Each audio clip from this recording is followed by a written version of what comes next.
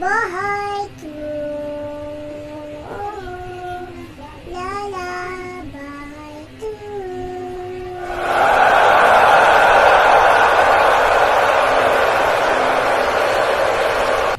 Si Laylay, ang pinakamasama tao sa buong mundo. Nung simulang lumayas siya sa tahanan, nila Toy-Toy dahil sa selos, siya ay naging isang doktor at isang scientist na ngayon sinisira na ang kabahayan. Ngayon, mahinilito ng kabayahan at sasakupin ko ang buong Pilipinas. Magteka lang, sasamahan ko na rin ang aking mga pamilya at papakita ko sila at papamayas ko sa aking tunay invensyon.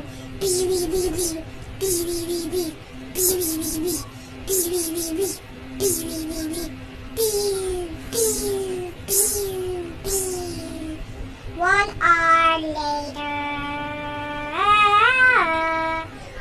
Mga kapuso, ngayon po, ay sisikat na yan. Bilang masama, sinira niya ang isang kabahayan na ngayon ay hindi pa siya ng mga iba pang kabahayan.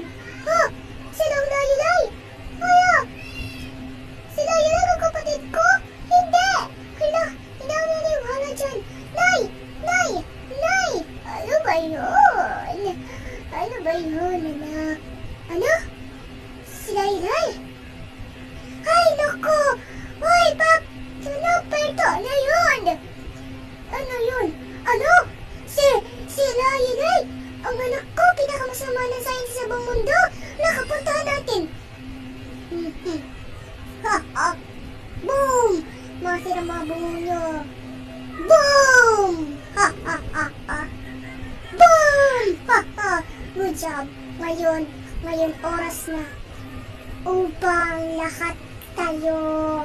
Uy! Hala!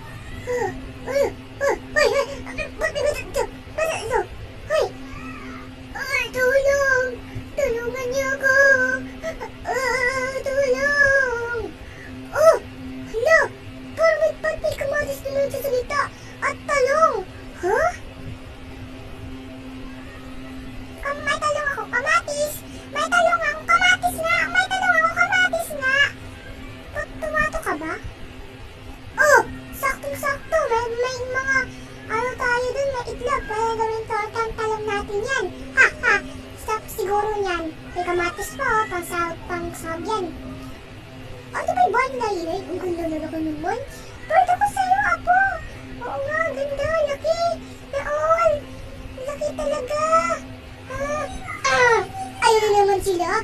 Ayun na sila. Ano pinuntahan? Wala talaga silang kadala-dala. Pinuntahan pala talaga ako. Robot!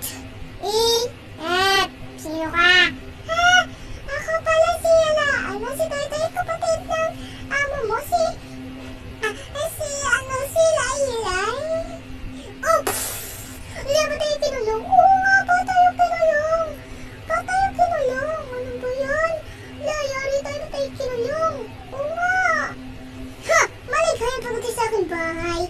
At kinulong ko kayo kasi nga, ganyan talaga ginagawa namin. Ori ka na! Hindi ba magsasara na tayo? Hindi na alam na iba ang gagawin ko sa kanila.